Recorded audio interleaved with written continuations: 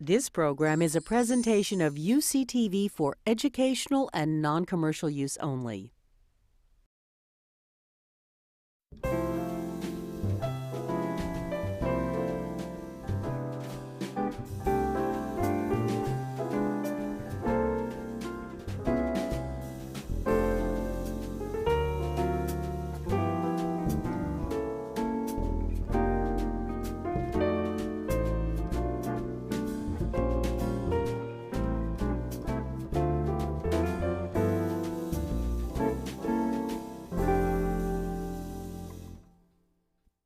Good evening and welcome to the 14th Annual Writers by the Sea Symposium at Point Loma Nazarene University.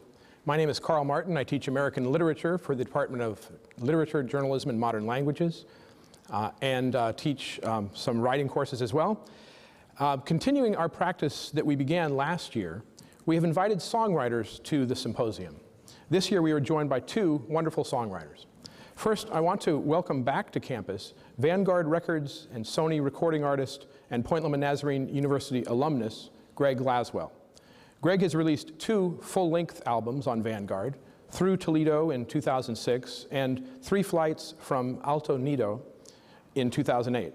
His songs have been featured on television shows such as Grey's Anatomy, Without a Trace, Cold Case, and Damages. Please join me in welcoming Greg Laswell.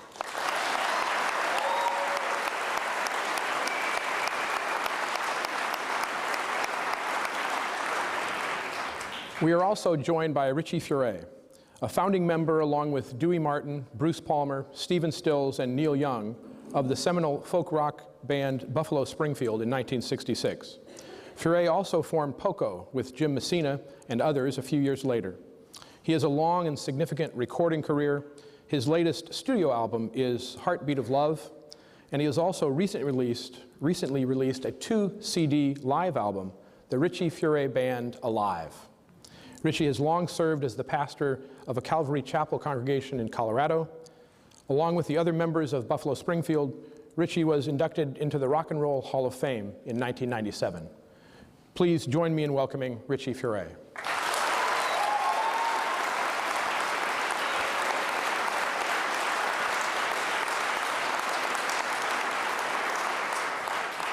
As I was thinking about this evening, I was struck by the gap between the way popular music is received by fans and the way it is created.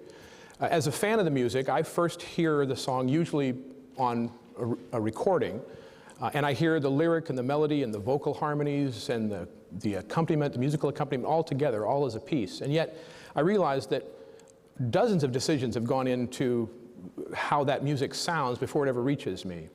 And so I was wondering, Richie, if you could tell us about how that process works for you. I'm thinking of the recorded version of one of your early songs, A Child's Claim to Fame. It's one thing to read the lyrics to this song. It's something else, again, to hear it, the recorded version with vocal harmonies between you and Stephen Stills and the kind of lilting musical accompaniment that seems to highlight the feeling of make-believe that is undercut by some of the lyrics. Can you talk about how a song moves from your beginnings with it, with the lyric and melody, to the final product that fans hear? I think when the song comes into my mind, I begin to formulate at that point the style.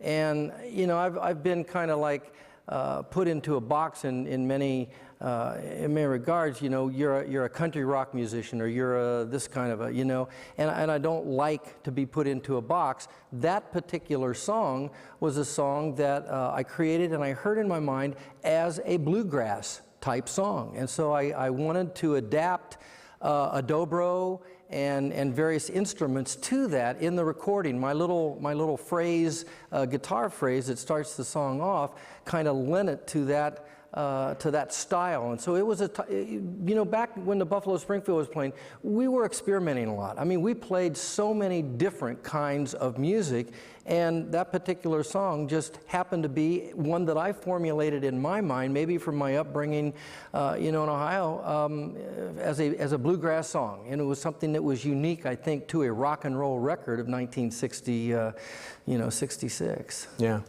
And writing for Buffalo Springfield, writing for Poco, you had to know that this would probably be vocal harmonies. That there'd be... Oh, absolutely. So were you thinking in those terms as you write the song, well, where the harmonies would fit? Or is I've this always that been comes later? focused on harmonies.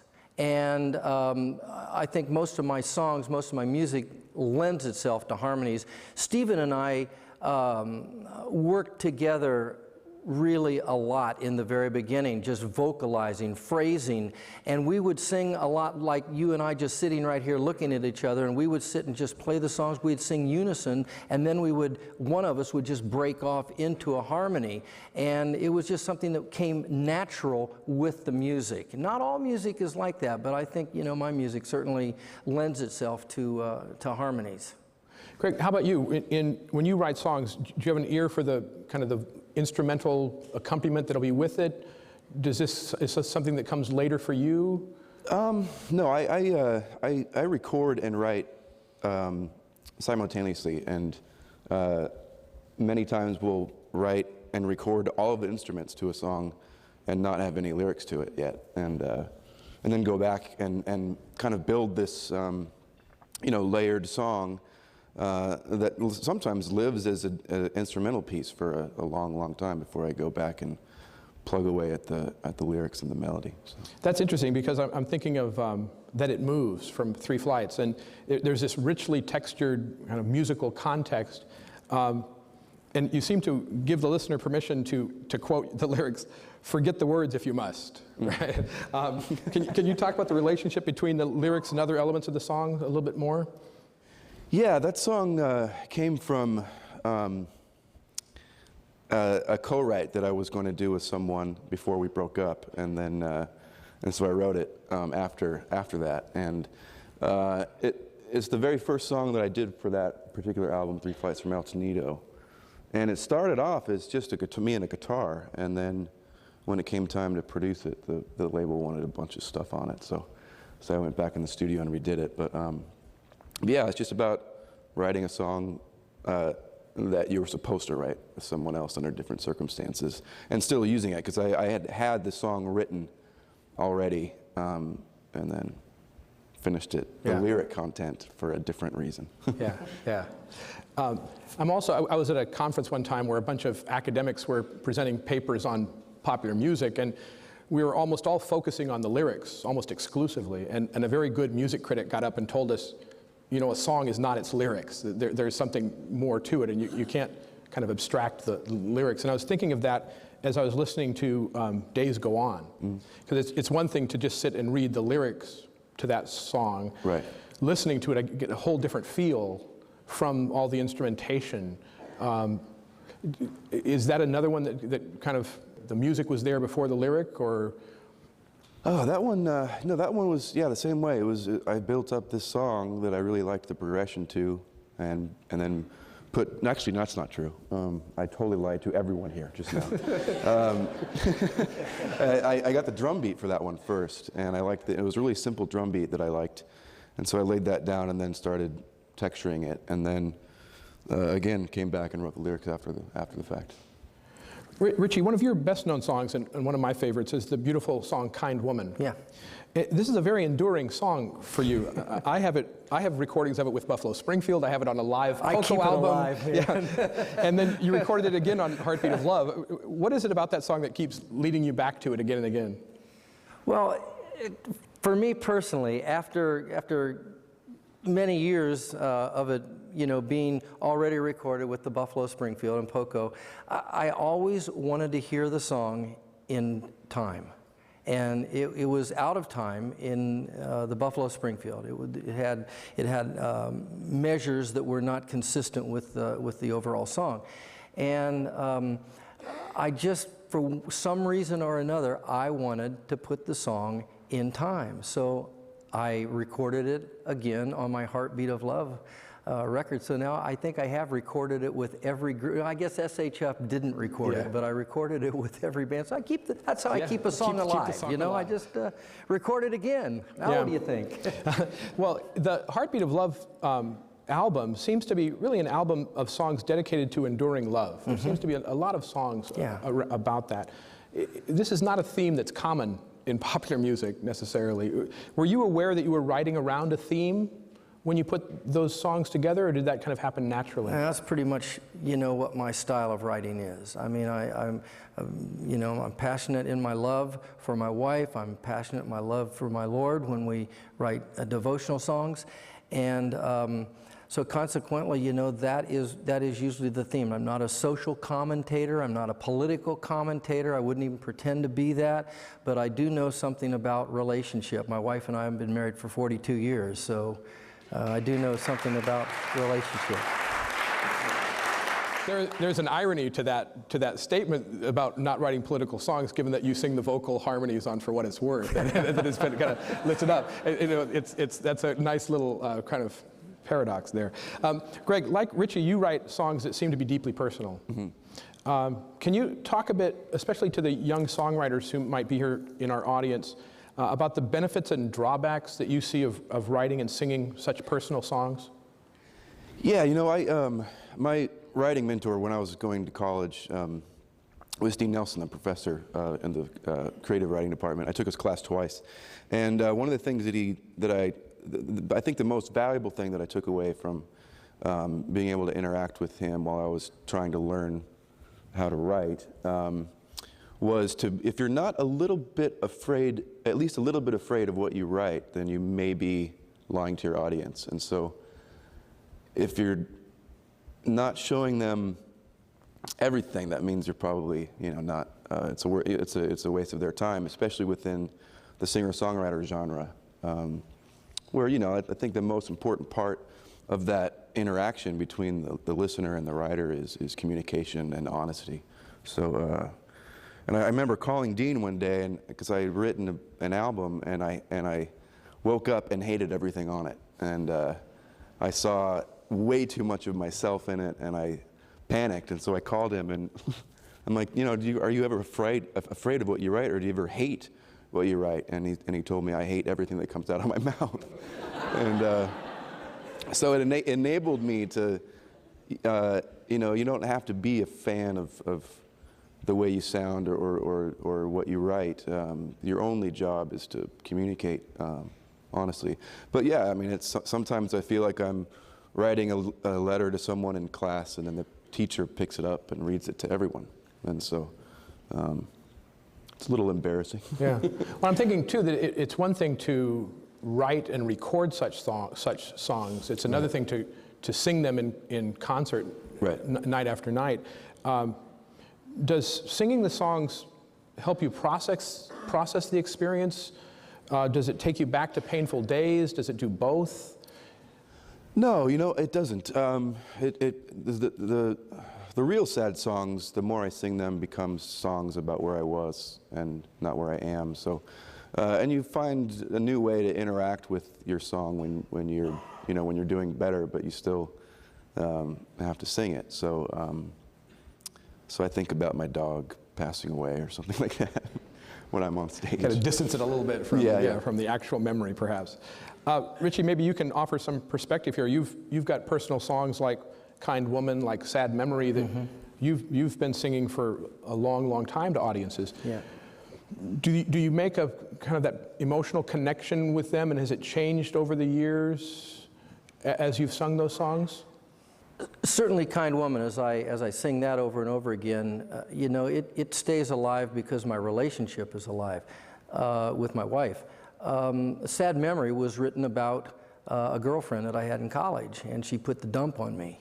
And it was the first song that I ever recorded, and but it's something that I think that everyone can relate to. I mean, I think we've all probably been dumped, you know, by a girlfriend at some point in time. But that song was written so many years ago that you know, it's like, okay, I understand that this was me then.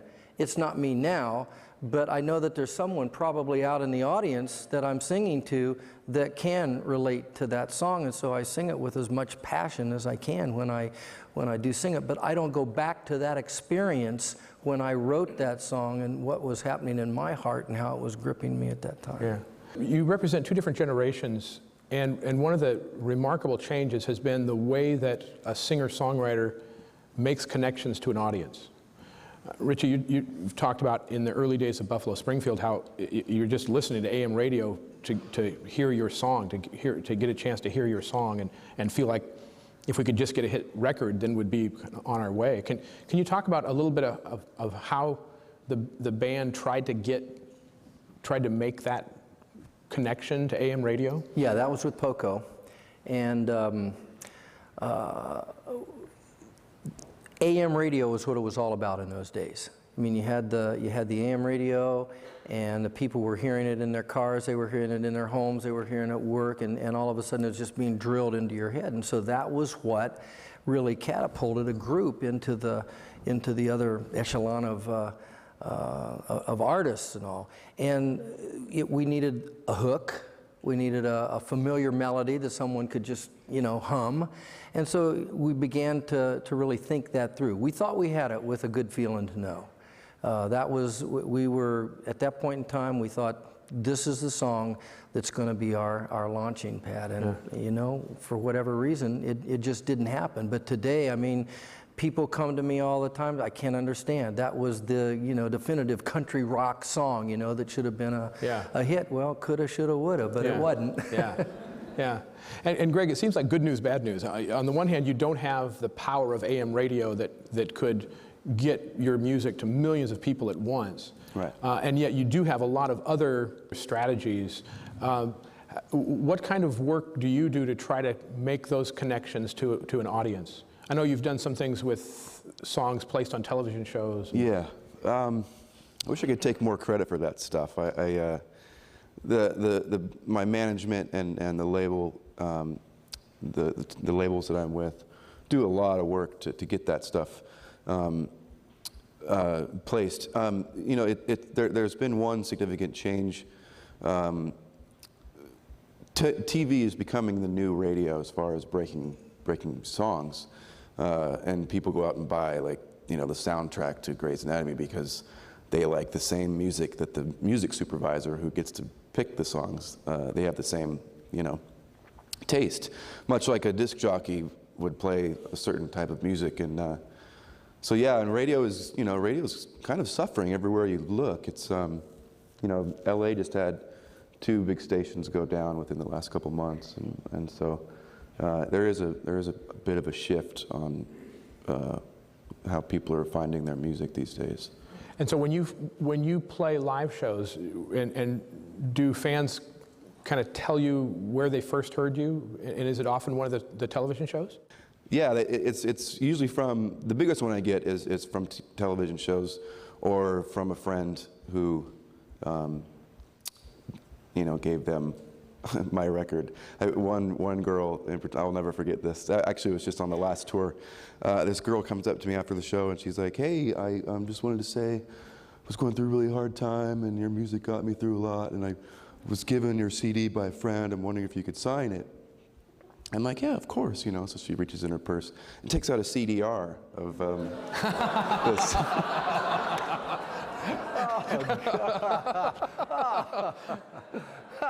And I'm happy to sign it. I wish. It said, with a Sharpie, it said Greg Laswell, 3 flights from Altanita. She got the name wrong. So I signed it and said, "Thank you for coming tonight." I didn't realize that she actually gave you the CD. We are about out of time. I want to thank my guests, Greg Laswell, Richie Furay. Will you join me in thanking them once again for their time and insight?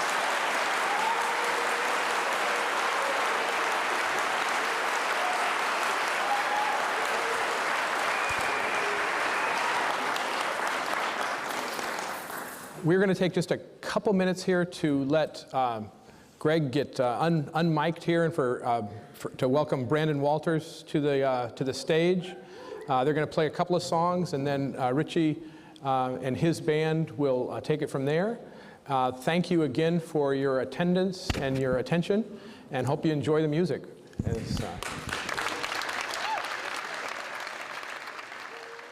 This one is called How the Day Sounds, and it's on my EP, and then I redid it a little bit and put it on my last record. And I do have CDs on sale tonight in the back if you would like to buy like 3 or 4 of them. You ready?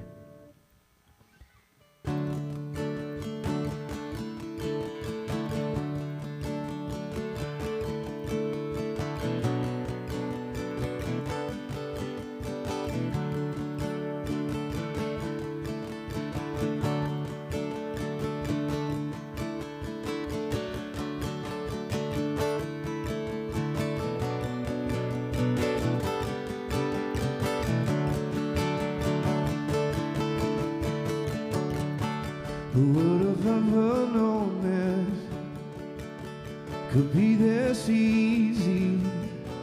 I was a long, long way off. And just like that, it's over. Everything that I knew of love, I was a long, long way off. And I think I like how the day sounds, like how the day sounds through this new song.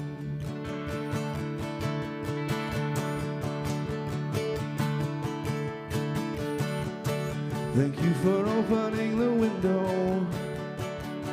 The sky is clear as my mind is now. I was a long, long way off. Join me in welcoming the sun in. It's much brighter than the night I hid in. I was a long, long way off. And I think I like how the day sounds, like how the day sounds through this new song. And I think I like how the day sounds, like how the day sounds through this new song. From a long way down. Yeah, it's well worth the time that it's taken to get here now. Yeah, it's well worth the time that it's taken to get here now. Oh.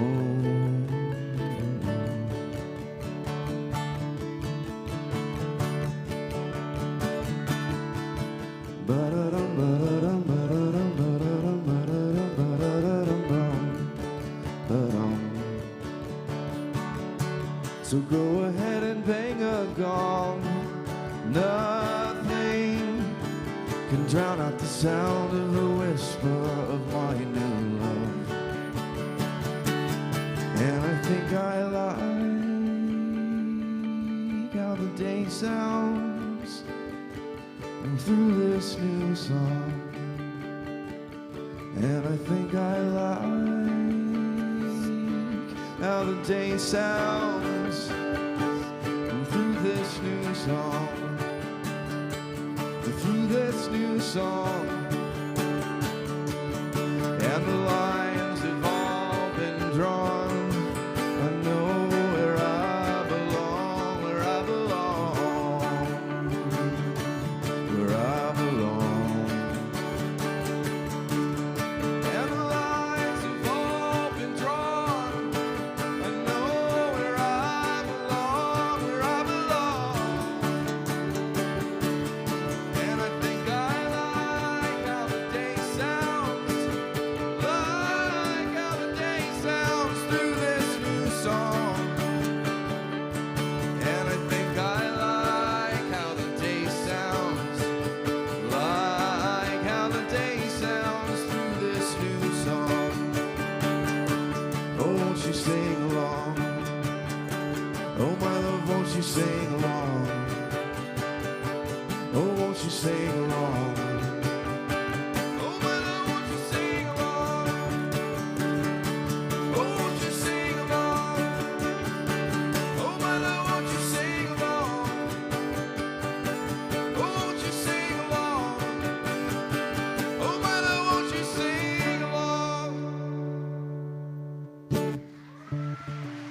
Thanks, everyone. Enjoy the rest of your night. Richie's going to be up here shortly. Thanks again. I appreciate it. This is going to go back to 1969 with a group, that little group called Poco that I was with. And this was kind of like the transition song that started the whole thing off for us, called Picking Up the Pieces. 1, 2, 3. There's just a little bit of magic in the country music we're singing. So let's begin. We're bringing you back down home where the folks are happy, sitting, picking, and a grinning. Casually, you and me will pick up the pieces. Somebody yell out at me, country music and company kinda makes it on a Sunday afternoon. Well, picnic lunches of yesterday should still have a place in your heart today. Think it over, 'cause we'll all be going home so soon. There's just a little bit of magic in the country music we're singing. So let's begin.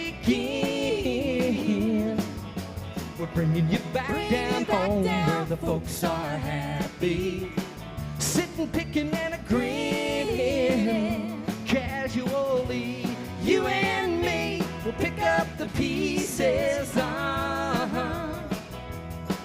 If I had the time to stay, would you sit yourself down to play country music, singing songs that we both knew? Well, Lord, I pray that the day will come when both of us will sit down and strum on our guitars. And you see, I really am a lot like you. There's just a little bit of magic in the country music we're singing. So let's begin. We're bringing you back down home where the folks are happy, sitting, picking, and a grinning. Casually, you and me will pick up the pieces.